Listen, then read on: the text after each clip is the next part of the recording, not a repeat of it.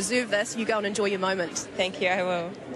Back to you guys now, and good morning. 2 Olympians, many more to come throughout the morning. We'll be live to them. Thank you so much, Tony. That's awesome. Can't wait to chat to you again. But for now, I'll finish my introductions here. This is Jill, and this is Wallace, the cat, a.k.a. Richie McClaw.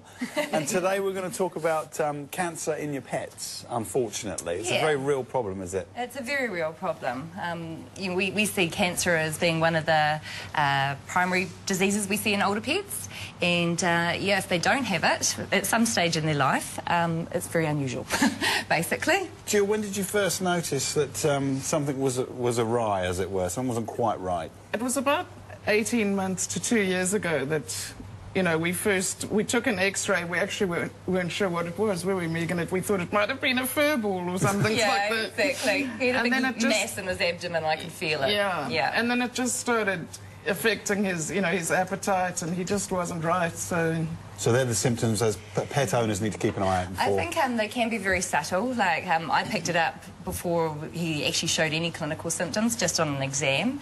And I think that's the big thing about older pets especially. They do need to come to us yearly, at least. I see you about once every couple of months, but, you know, yearly at least. And what we're looking for is just changes in mass, like anything, abnormal breathing, appetite up, weight down. We've just got to... But Wallace has got asthma as well, so he's always got abnormal breathing. He's tricky, yeah, and he's a tricky. He's his little inhaler just in case today. He had a nervous attack. And that's really good. Yeah, so we just had to bring that in just in case. But yeah, he made him a high anaesthetic risk, didn't it, Jill? And very much so. We had to be faced with the decision, you know, do we go further and find out what is in his abdomen? And it literally was this size. No okay. way. I brought the size of the, just in case Wallace decided to jump off the table. This is how big his tumour was, and whether we actually go in there and do something about it. Was it benign or malignant? I'll let Jill tell you that. She's stressed about it, didn't you? We were all very stressed about it, and Wallace and I have got a very close relationship. We're totally in love with each other. And I looked at him and I said, I don't care what happens, you are coming back. Yeah, and she was right. And I was absolutely petrified. And Alex, Megan's lovely husband, who did the surgery, said there's every chance it'll be malignant. So I had a very stressful few days and phoned back, and it was because it had gone into a second liver lobe.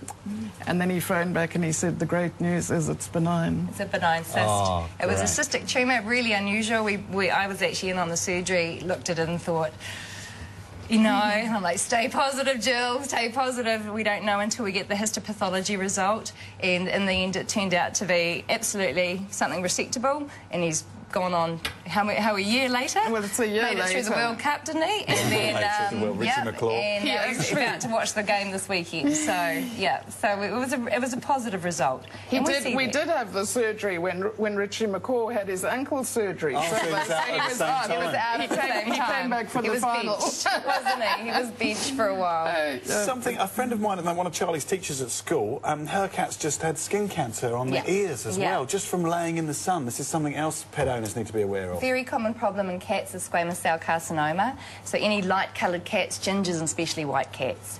And with New Zealand's ozone not being so great, it's a very common tumour in New Zealand.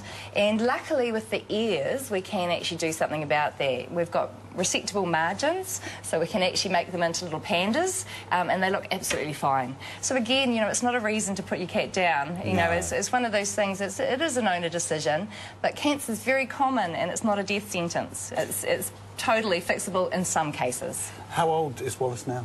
Wallace is going to be 14 on the 1st of October. And I want him around forever. You're going to be cloned, aren't you, Wally?